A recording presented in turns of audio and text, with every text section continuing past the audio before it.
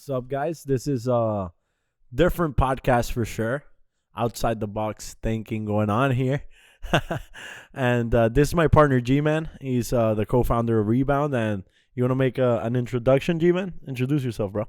Nice to meet you guys. First time on the podcast. It is a pleasure to be next to you, my brother, Tony. I am the other co-founder of Rebound. I take care of some part of the back end on different stuff, web development, ads, marketing, product, bunch of things. Go a hat. What is it? A hat with different names. Yep.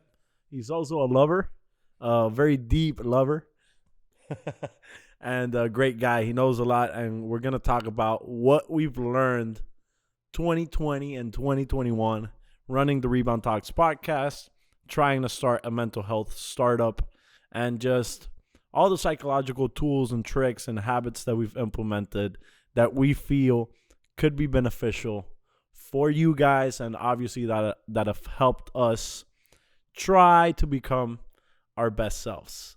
So, G-Man, what do you say, man? Top 3 things that you've learned this year. How would you rank them? What are they? And how have they helped you? Okay, putting me on the spot. I like it.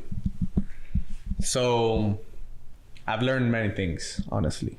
When it comes to business, when it comes to psychology, mental health, myself, I think the most important one is that one, learning about myself, learning, using the right kind of tools, the right kind of techniques to deep dive into this self-reflection journey, as some people call it, and just using things like Stoicism, the best of different psychology studies to get to know what are my weaknesses, what makes me tick, how to notice when something is making me tick and how to react to it.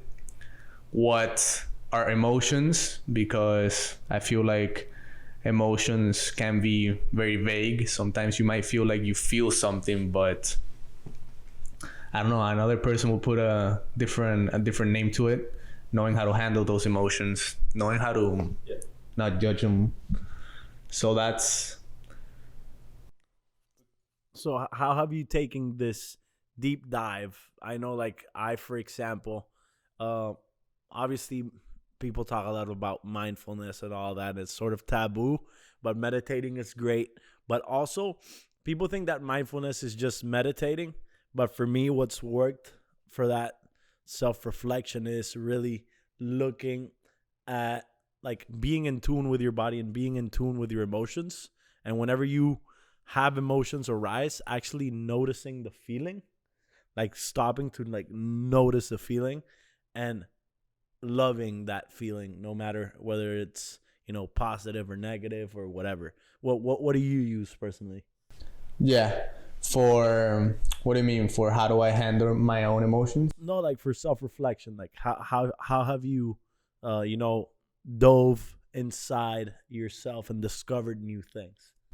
So I guess you could do it I have done it by a bunch of different things. One of them, I guess, could be like testing my discipline.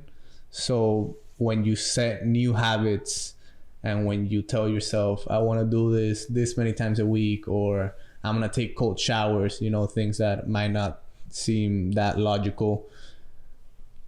In some ways, they do bring some benefits to my body, to the health. The cold exposure is good for you and good for your brain. But another aspect and another perspective that I take is like, okay, I'm just doing this discipline challenge. I'm just going to put myself through some hardship, through some adversity, just to see how I handle it. And this is mostly like, I think about it like this because of Stoicism, this philosophy that I think we can both agree that we really like and helps a lot with self-reflection. And doing these challenges, when you're going through hardships and when you put yourself in a really tough situation, a lot of thoughts come to mind and you realize things about yourself. I don't know, the other day I was looking at this guy, I don't know his name, but he was posting his girlfriend, and his girlfriend's like a gym influencer, and she posted a video working out, going super extreme, and she started crying. And she posted it like, "Oh, you see these tears? These tears aren't of sadness or of anything. They're just of releasing all these emotions that sometimes when you work out, I feel like that too. Sometimes I'm working out and I feel emotional. I'm like, wow, why am I feeling emotional when I work out? It's weird. And I just feel like putting yourself in those really tough situations really allows you to see yourself from a clearer point of view, and I think it's great. Yeah. And this term of self-reflection, like we've been working on this procrastination survival kit thing for a while. It's been behind the scenes. And the first thing that we really tackle is that self-reflection, right?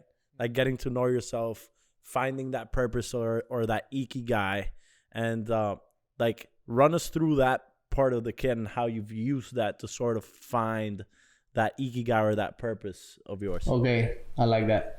So yeah, this is something we are both really excited about. Yeah. It's you could say our first product, physical product. Our baby. We'll see if it works or if it doesn't work, if you guys like it or not. But it's definitely our baby. I will enjoy it. Yeah, definitely check it out. It's on our website. So the first week you mentioned ikigai. Ikigai is this methodology used by the people in Japan, where basically it's this four sections. It's 4 questions you gotta ask yourself. The first one is, what do you love? Then what are you good at? Then how can you help the world? And then what can you get paid for? And in between those 4 questions, when you answer them, there is one thing about yourself that intersects in all of them. So basically, if you really find this ikigai and you really find this passion or this calling, this path, this purpose, this mission, whatever name you want to give it, then you're going to be in harmony with yourself, with your soul, with God, with earth, with whoever you want to call it, and you're going to live a happy life. And it's also a great motivational tool, right? It's the best motivation you can get. It is absolutely the best motivation you can get is from inside, from within, intrinsic motivation. And the best way to tap into this intrinsic motivation is to get to know yourself. So when you're going down a road and it gets hard and you do have to do some challenges and you have to work, sometimes you're gonna get lazy and sometimes it's gonna get hard. But if you tell yourself, hey, this is part of my ikigai, this is part of who I am. Why am I doing this? Reminding yourself of that why. You remind yourself of, this is why I'm doing it, because this is where I want to go. And that in and of itself, it's so powerful, and it's the best motivation you can get. And it's different than the motivation that we're usually taught. If you want to talk about that a little bit. Yeah, we're taught about SMART goals, specific, measurable, attainable, relative, and time bound. And I think that goals are great, right? Like obviously you have that one purpose and then you set goals to achieve that purpose. But purpose is never really achievable, and it's selfless. Like it has to do with helping society as a whole, helping the environment, something outside of yourself. And I think that we get stuck at really creating selfish goals, like goals just for ourselves. Like, oh, I want to make whatever $15,000 a month. Like those type of goals, like can be achieved. And once they're achieved, you get that dopamine high. Like you're really happy. And after a little bit, like I don't know how long, depends, but the effect does wear off, right? But if you have this selfless goal, which could also be called purpose, could also be called ikigai, and you will never really achieve it. So you're always motivated by that. And we know, like we've studied this, that helping other people actually helps you. So being selfless could be selfish. So that's definitely like one of the biggest lessons that we've had here, is that motivation, the best way to motivate yourself is to find, obviously, people say I don't have a purpose or whatever, but find something that you could be selfless about, like just helping others, helping the environment, whatever, and using that as a motivation. something greater than yourself. And that's really how you get motivated in the long run, because it's called intrinsic motivation rather than extrinsic, that are external things like money or pleasure motivates a lot of people. Grades are extrinsic motivation.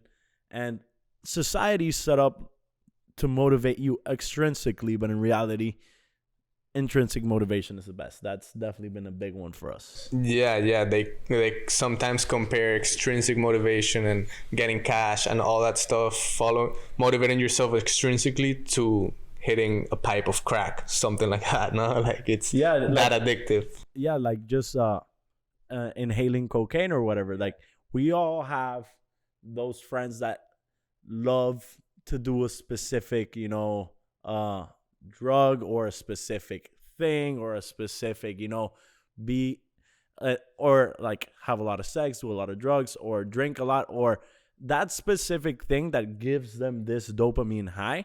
But people don't know that goals could also be that. Like I have a lot of friends that are very high achievers, and they get great grades, they make a lot of money, but at the end of the day, Michael Phelps, for example, he's the most decorated Olympic athlete, and he suffered from this dopamine high of getting that next medal, and then the down low of, okay, I need another one to be in that same level.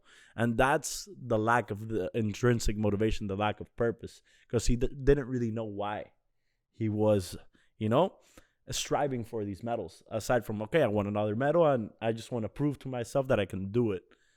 That could also cause depression, and it could also be it's things that high achievers suffer from. And we don't really talk about this, because whenever somebody that's done a lot of great things or has a lot of money goes through these problems, people are like, oh, just shut up. Like, you have all this money, or you're super great. Like, just shut up. But it is a problem, And we're not tackling it. We're really not. We're not talking about it because, as I said, I think it's just like, okay, you're a high achiever, like you've done all this, like you shouldn't have any problems, Yeah.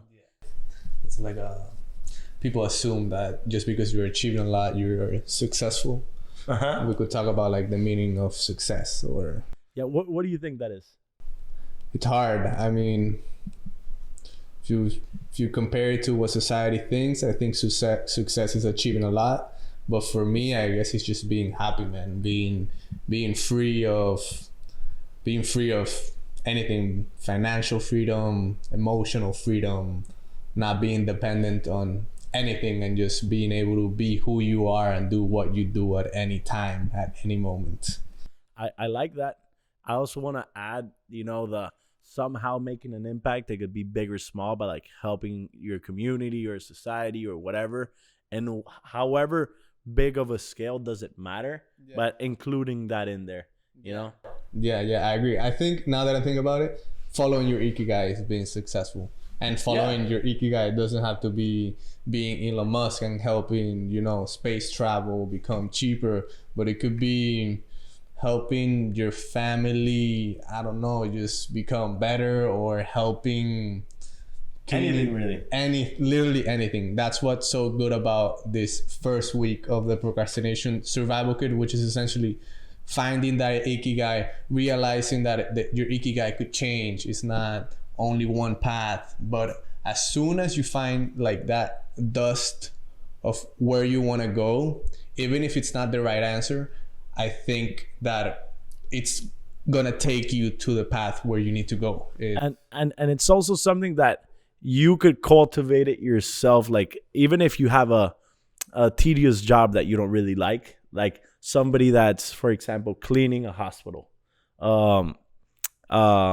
somebody that's mopping the floors at a hospital, he could think of it as, okay, I just clean floors. That's a way to look at it. Or you could think of it like, I'm saving lives here, and I'm killing the germs that could potentially kill these people. So I'm part of this big group of people that are saving lives. So it's also like a mindset. Yeah. Yeah, that's the word that came to my mind when you were talking about mindset, man. Trick yourself to just be happier and be more positive and look at the big picture. And that comes down to words too. Like, that was surprising for me. Like, when we started talking about this, a lot of our guests have mentioned it, is how you speak to yourself and how you speak to others. Like, that's super important. Like, are you the person that's complaining all day? Like, oh, why is this like that? Why is this like that? Or are you optimistic? Whenever you're in a shitty situation, do you see like the brighter side of it? And how do you speak to yourself? Like, do you love yourself? Do you say like, oh, like I'm great, like I look good? Like, people sometimes say I'm narcissistic, but I really practice that, self-talk. And that's the way that I've done it for so long. That's literally become who I am. Like, I look great, and then I think I look great. Boom, I go to the gym because I want to look great. And it's like reassuring me. Like, I like myself, and then other people start liking me. You get more friends, and it gives you confidence. And that's all like in your mind, how you speak to yourself and how you speak to others. Because if you're always bringing other people down, that's how you're probably speaking to yourself as well, Yeah. That's also, we're talking about what are the biggest things that we learn. I think that's definitely one of the biggest things that I've learned. Self-love, man. You gotta love yourself. The best way to love other people is to love yourself to the max. Yeah, and it's super cliche. Like, as you said, our last podcast guest mentioned that some things we just have to change their names. Because people hear self-love, I'm like, okay, yeah, I definitely love myself, and they don't pay attention to that. But you could say like, okay, optimizing self-care or whatever, like exponential self-care or exponential, caring for yourself. Who knows? Yeah, it's crazy. You mention mindfulness, and then they don't want to hear what you say, but you talk about focus and have laser eye focus, and then they want to hear about it. Or it's not mental health, but you could, and I do like it though. I do like the fact that you could change the words and make it more appealing to a bigger group of people. Like, instead of mental health, you talk about brain optimization, or or whatever. Just changing the words. Coming back to these words, man. Words are extremely important. And tricking yourself in marketing. Like, I'm so surprised at this has definitely been a big learning for me, and that's why I started liking marketing so much, is that a lot of psychology goes into marketing, and marketers know a lot of things that normal people don't. Like, normal psychologists don't know a lot of things that marketers know. Like Rory Sutherland, the interview that we had with him was super surprising when he told the story that we think of problems super rationally. Like, how do you make the experience of a train better? You obviously make the train faster. That's how we usually think of it. And they spend billions of dollars doing this, like $4 billion just to make the train 20 minutes faster. But with those $4 billion, you could create an amazing experience. Like, he jokes around and says, with those $4 billion, you could hire Victoria's Secret models to serve champagne, and people would be begging for the train to go slower. But we don't think about problems that way. And we usually don't think about life that way. But life is not a straight line. It's not rational. So always being open, to that weird path or that weird job or that weird, hobby of yours. Like, digging deeper into non-traditional things opens non-traditional doors. And that's what I've learned from marketing plus psychology. And it's been really, it's stuck with me for sure. Yeah. I like that. Yeah, marketing is definitely a powerful tool to sell and to get to know yourself better. And to get to know the market and people. Like, I'm super interested at how people behave and why they behave, why they do what they do, like neuroscience. Like, we've had Donald Hoffman, for example, that he says that we don't see reality as is. We only see reality as evolution taught us to see it, as it's optimized for our needs, because we need to have sex and we need to eat. So the reality that we see is optimized for that. But objective reality, we don't really know what it is. And let's talk about, I know we're going all over the place here. We've talked about, so let's recap what we've said. Self-talk, very important. We've also talked about motivation, intrinsic motivation. And we talked a little bit about marketing.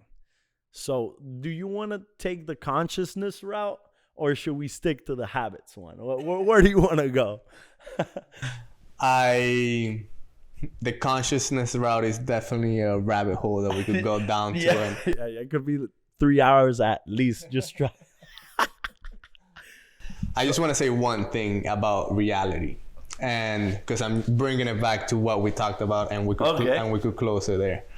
It's the fact that we talked about words and how you communicate with yourself and how you communicate with others, and the fact that reality is, or is it how you see it, like what is reality? Yeah. And if you could tie them both, and your reality is the one that you speak, is how you communicate yourself, is because, wow, I was thinking about something and it just left my mind. No, I see where you're going. I see what you mean, that we create our own reality in a way. Yeah. And the way we speak to ourselves, like how we think, what we do, you know? Yeah, your reality could be so much more better if you decide to speak to yourself differently and just make a mind shift and just decide to be who. Siblings are a great example. Like you have that one sibling that's always complaining or whatever, and that other sibling that's always happy and always doing things, and they lived under the same household, have very similar genes. Like what's the difference there? I definitely think it's difference in mindset, different in personality, or difference in the way they speak to themselves, because it's not a genetic difference. It's not like an upbringing difference. So the difference, I'm assuming, is that. Yeah, it's definitely crazy. I have 4 brothers and we're all completely different. Yeah. Some more similar than others, for sure. Yeah. Definitely have some similarities. Okay, so let's bring it to week 2, I guess. Okay, let's talk about week 2 of the kit. This kit is 21 days, by the way. It's 3 weeks, 3 pillars. First one is Ikigai, finding purpose. We're hitting the second one right now. It's habits and all the science behind it. And first of all, in order to do the right habits that you want to, in order to implement the habits that you want, you have to go through this self-knowledge, through this self-development journey, in the sense that you got to find your Ikigai, because some habits are going to be harder than others.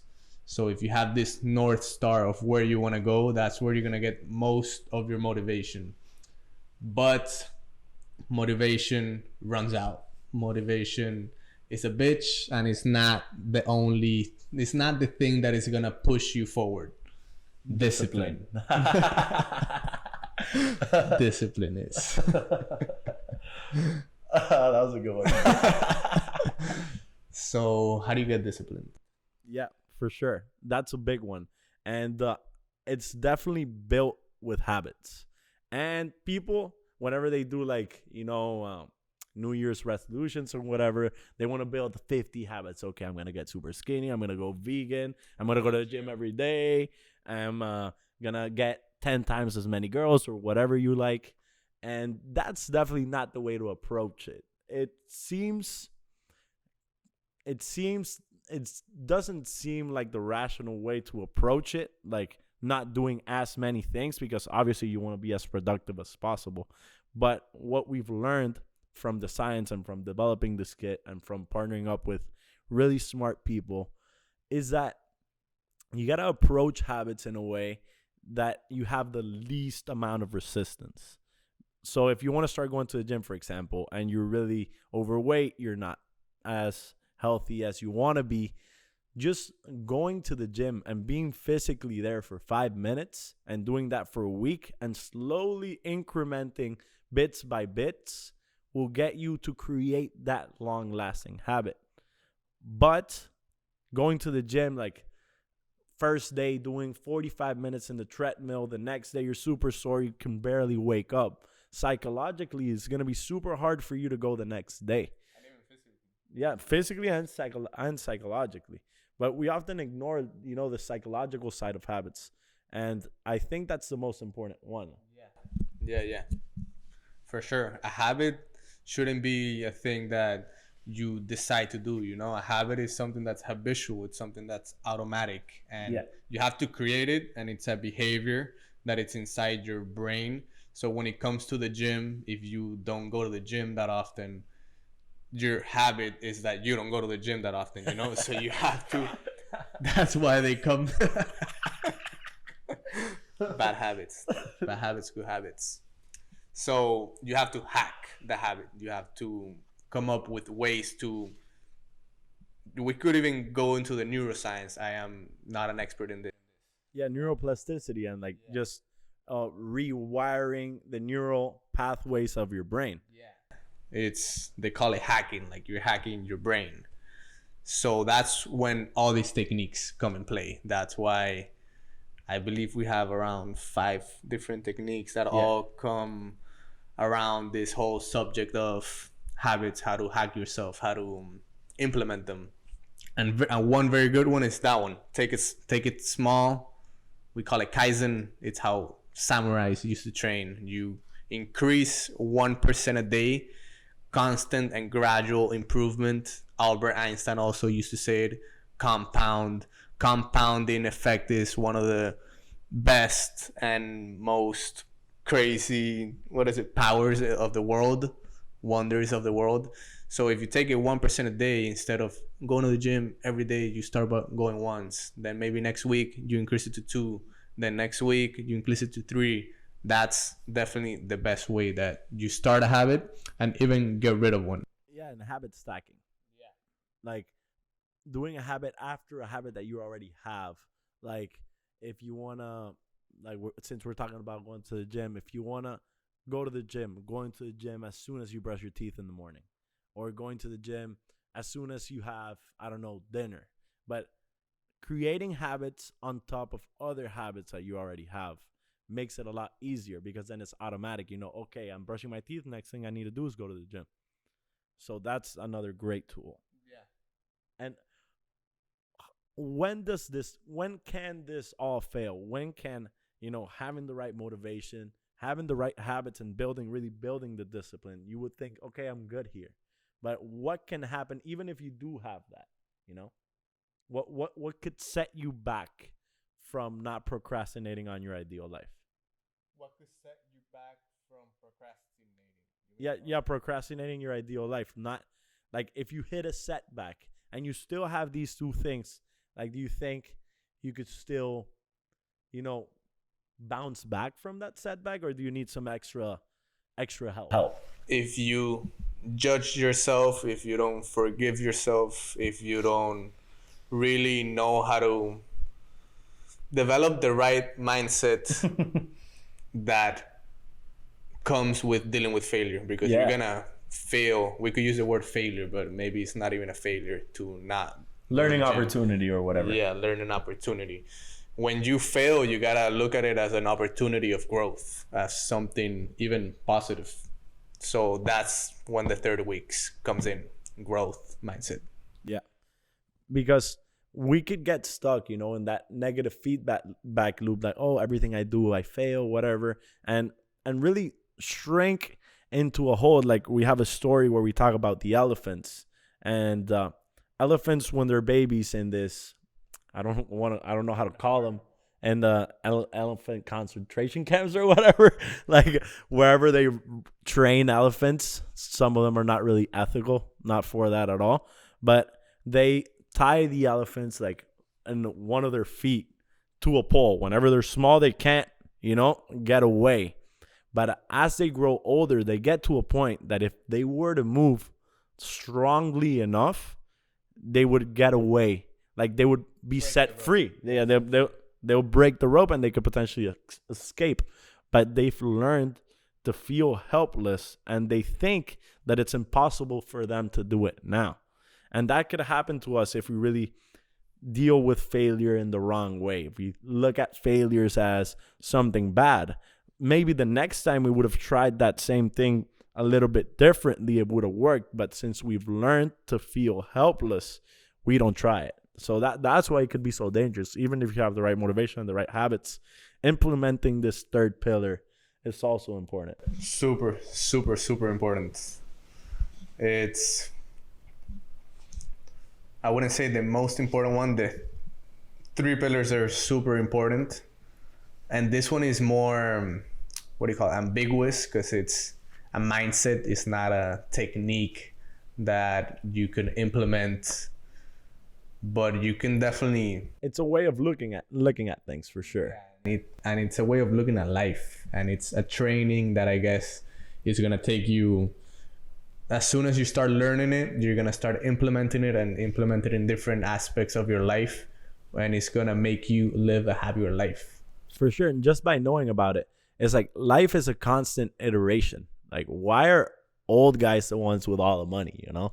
It's because they've gone through so many iterations that in one of those iterations, they got it right and they learned how to do it. And every iteration is like, okay, I try something, I fail, I iterate. I try something, I fail, I iterate.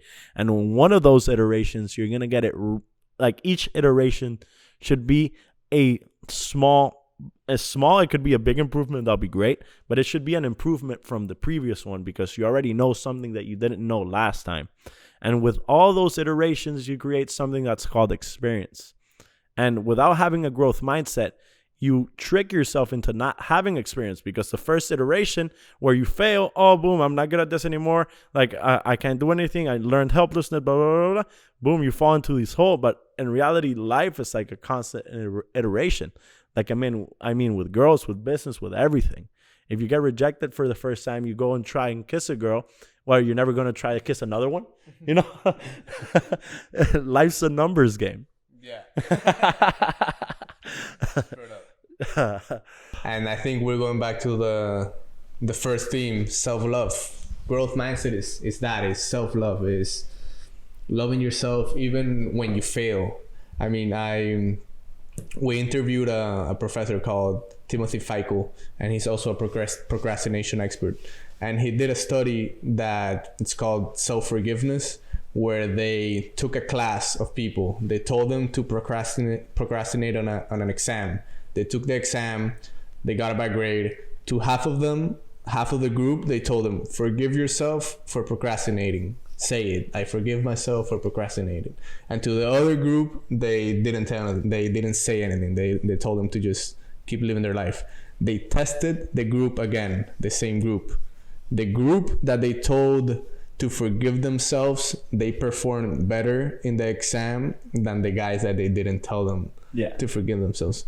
You gotta forgive yourself. It's a journey, but it's at the same time it's life. It's not about achievements. It's not about how much you could achieve. That's not really success. It's ask yourself, what is success to you? And maybe that's gonna help you. And effort. Like valuing effort over achievements.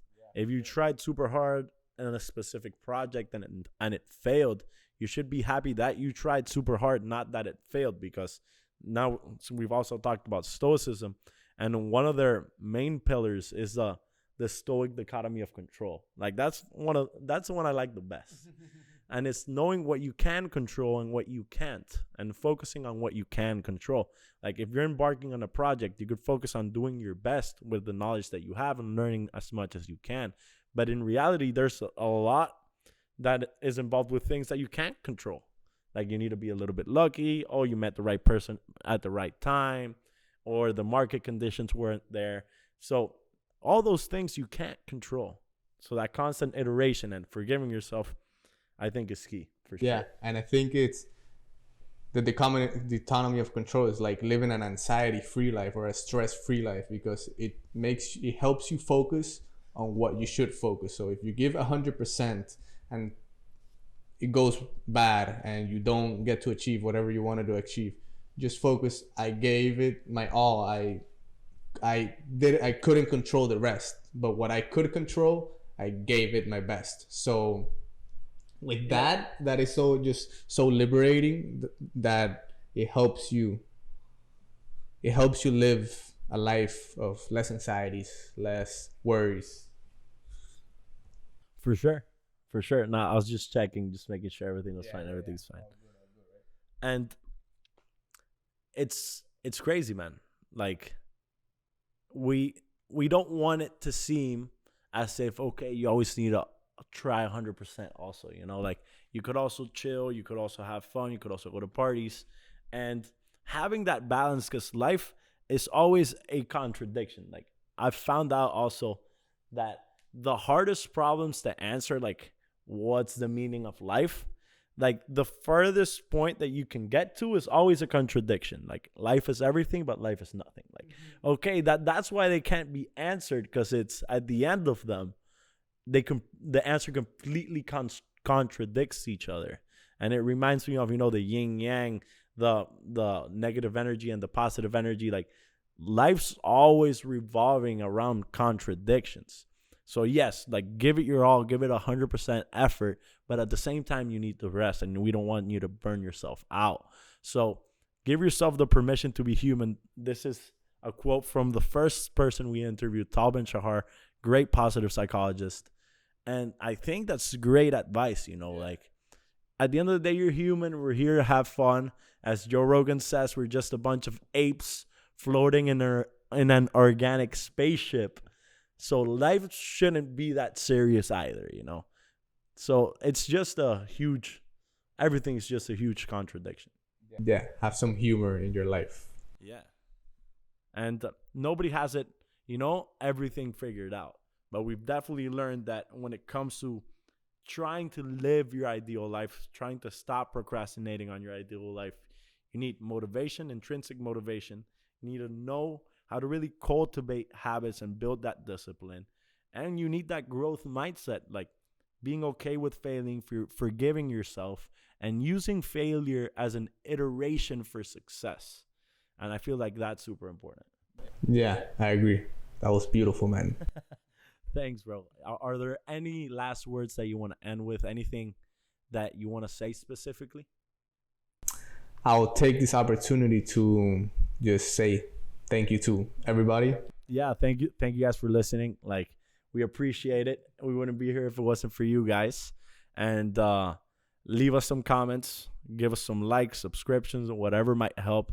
And let us know how we can improve. Like, what guests would you like to see on the show? What do you like? What do you don't like? We're always here, just a DM away. DM us at Rebound with us, or just in our YouTube channel. We're always checking that.